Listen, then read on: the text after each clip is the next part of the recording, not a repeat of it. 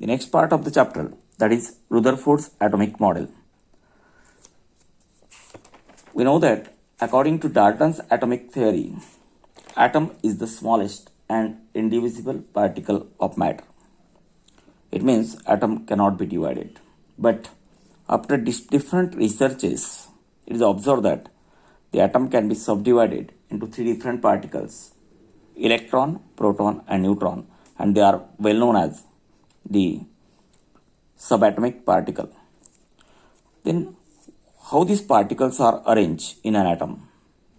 That is first time given by Ernest Rutherford in his model known as Rutherford's atomic model. What are the main points of Rutherford atomic model? First one, that is atom consists of positively charged center known as nucleus. This central part is called the nucleus of an atom. We know that in this these two particles are present, proton and neutron. The negatively charged particle known as electrons, they are revolving around the nucleus. ये क्या करते हैं? Nucleus के around में घूमते रहते negative charge particles known as electrons are revolving around nucleus in circular path known as orbit. उसको क्या बोलते हैं हम? Orbit. That is the second point of Rutherford atomic model. The total mass of an atom, he told about the mass of atom, that is total mass of an atom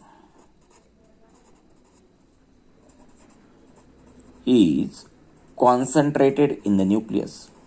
Concentrated in the nucleus. We know that nucleus consists of two particles, proton and neutron. Already you know the masses of this particle. इसमें तीन प्रकार के particle, proton, neutron, electron. Electron का यदि मास देखते हैं तो आपको मालूम है इलेक्ट्रॉन 0.00055 mm, निग्लिजिबल मास रहता electron.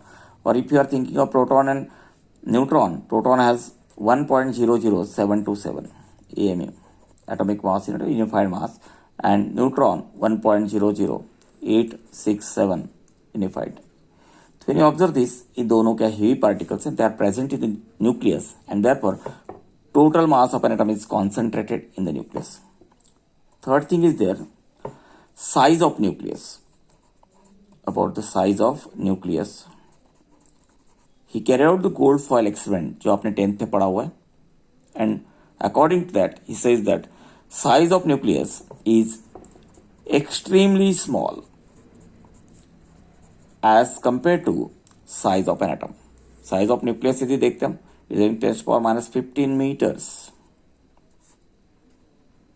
This is the size of nucleus, and size of atom को यदि compare करते, size of atom is around 10⁻⁻10 meters. इसका मतलब क्या हो गया?